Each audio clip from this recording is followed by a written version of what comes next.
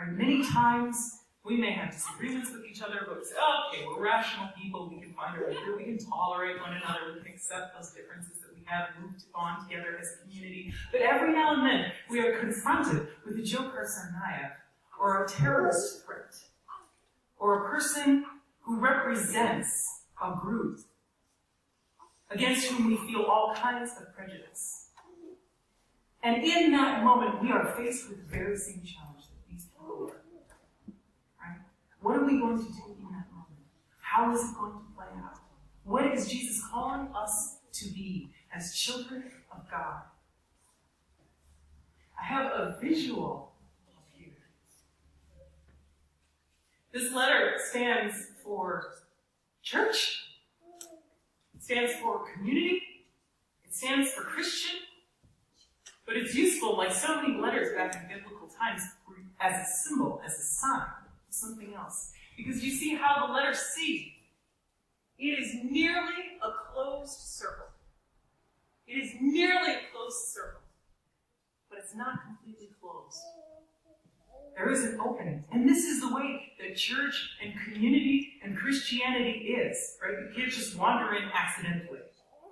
You know you're there because you're part of the traditions. There's a specific language. There is a group that recognizes you as part of the group. There's all these other things that make up the walls, right? This is how you know you're in. This is how you know you're not. But there is an opening. There is an opening. If this opening closes, this no longer is church. This no longer is community. This no longer is Christian. Right?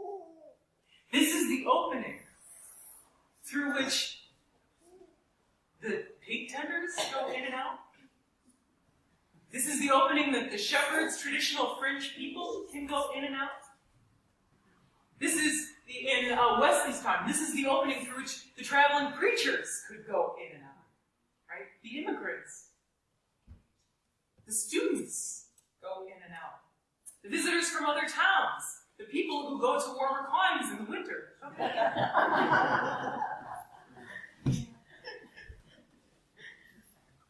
This is where reconciliation happens. Reconciliation is a big word that just means bringing together and healing into one. Right? That's where it happens. That's where it happens. And this is not easy to keep open all of the time.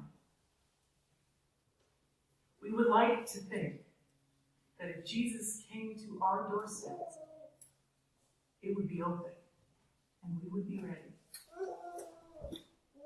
But sometimes Jesus comes right after a tragedy, right after a crisis, in the midst of something that shakes us to our cores or terrifies us. That's when it's hard to keep that open. That's when we need each other and are called more than ever. This is why on a day when we celebrate that love which has protected us and healed us and reconciled us and built us up when we needed it most, when we were at our most helpless, we're talking about community and reconciliation. Other skies have sunlight too and clover. Other skies are blue as mine.